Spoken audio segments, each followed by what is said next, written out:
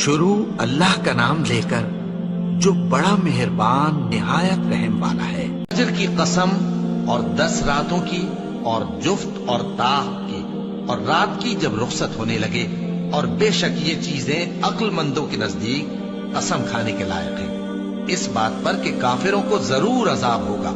کیا تم نے نہیں دیکھا کہ تمہارے پروردگار نے قوم عاد کے ساتھ کیا کیا، جو ارم کہلاتے تھے، دراز قد مانند ستونوں کے، کہ تمام ملک میں ایسے پیدا نہیں ہوئے تھے؟ اور سمود کے ساتھ کیا کیا، جو وادی قرا میں چٹانیں تراشتے تھے؟ اور فرعون کے ساتھ کیا کیا، جو خیمے اور میخیں رکھتا تھا؟ یہ لوگ ملکوں میں سرکش ہو رہے تھے، بس ان میں بہت سی خرابیاں کرتے تھے، تو تمہارے پروردگار نے ان پر عذاب کا کوڑا برسا دیا۔ بے شک تمہارا پروردگار طاق میں ہے۔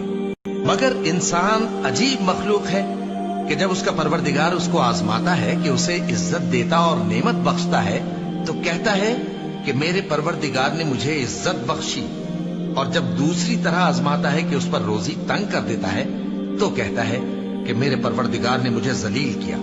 یوں نہیں، بلکہ تم لوگ یتیم کی خاطر نہیں کرتے اور نہ مسکین کو کھانا کھلانے کی ترغیب دیتے ہو، اور میراث کے مال کو سمیٹ کر کھا جاتے ہو، اور مال کو بہت ہی عزیز رکھتے ہو۔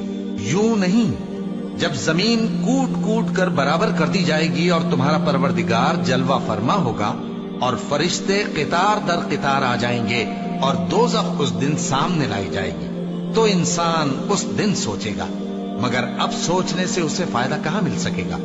کہے گا کاش میں نے اپنی اس زندگی کے لیے کچھ آگے بھیجا ہوتا، تو اس دن نہ کوئی اللہ کے عذاب کی طرح کا عذاب دے گا اور نہ کوئی اس کے جکڑنے کی طرح جکڑے گا۔